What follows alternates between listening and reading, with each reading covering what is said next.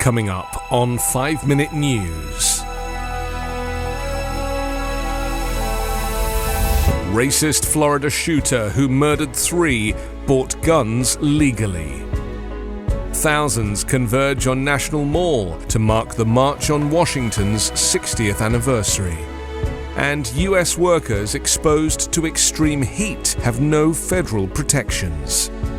It's Monday, August 28. I'm Anthony Davis.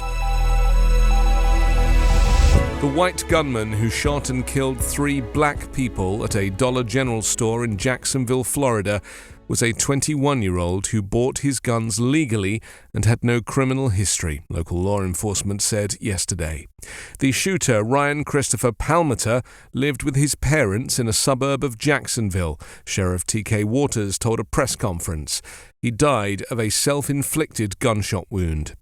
Authorities have described the shooting as racially motivated, saying the man had authored several manifestos for media, his parents, and law enforcement detailing his hatred for black people. There was no criminal record, nothing, Waters said, adding, the gunman also left a will and a suicide note that were retrieved by his father. President Joe Biden said in a statement, "We must refuse to live in a country where black families going to the store or black students going to school live in fear of being gunned down because of the color of their skin." The Justice Department is investigating the shooting as a hate crime and an act of racially motivated violent extremism, Attorney General Merrick Garland said in a statement. Waters said the suspect was caught on video shooting Angela Michelle Carr, a 52-year-old woman, in her car outside the Dollar General store. He then entered the store where he shot and killed 19-year-old Analt Joseph A.J. Laguerre Jr. and 29-year-old Gerald Deshawn Gallion.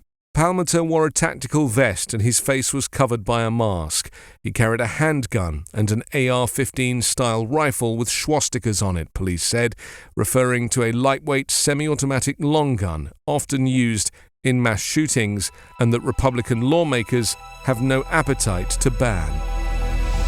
Thousands converged on Saturday on the National Mall for the 60th anniversary of Reverend Martin Luther King Jr.'s March on Washington, saying a country that remains riven by racial inequality has yet to fulfill his dream. "We have made progress over the last 60 years since Dr. King led the March on Washington," said Alfonso David, president and CEO of the Global Black Economic Forum. "Have we reached the mountaintop? Not by a long shot," he said. The event was convened by the King's Drum Major Institute and the Reverend Al Sharpton's National Action Network. A host of black civil rights leaders and a multiracial interfaith coalition of allies rallied attendees on the same spot where as many as 250,000 gathered in 1963 for what is still considered one of the greatest and most consequential racial justice and equality demonstrations in U.S. history. Inevitably, Saturday's event was shot through with contrasts to the initial historic demonstration. Speakers and banners talked about the importance of LGBTQ and Asian American rights. Many who addressed the crowd were women, after only one was given the microphone in 1963. From the podium, Sharpton promised more demonstrations to push back against injustices, new and old. 60 years ago, Martin Luther King talked about a dream. 60 years later, we're the dreamers. The problem is, we're facing the schemers, Sharpton said. The dreamers are fighting for voting rights. The schemers are changing voter regulations in states. The dreamers are standing up for women's right to choose. The schemers are arguing whether they're going to make you stop at 6 or 15 weeks. The voting rights marches from Montgomery to Selma, Alabama, in which marchers were brutally beaten while crossing the Edmund Pettus Bridge in what has become known as Bloody Sunday, forced Congress to adopt the Voting Rights Act of 1965. An historic heat wave that began blasting the southwest and other parts of the country this summer is shining a spotlight on one of the harshest yet least addressed effects of U.S. climate change, the rising deaths and injuries of people who work in extreme heat, whether inside warehouses and kitchens or outside under the blazing sun. Many of them are migrants in low-wage jobs. State and federal governments have long implemented federal procedures for environmental risks exacerbated by climate change, namely drought, flood and wildfires.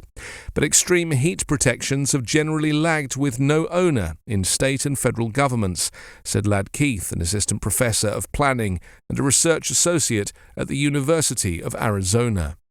In some ways, we have a very long way to catch up to the governance gap in treating the heat as a true climate hazard, Keith said.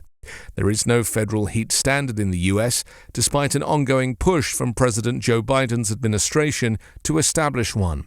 Most of the hottest US states currently have no heat-specific standards either, but there are no consistent benchmarks for determining what constitutes a serious heat hazard. Extreme heat is notably absent from the list of disasters to which the Federal Emergency Management Agency can respond.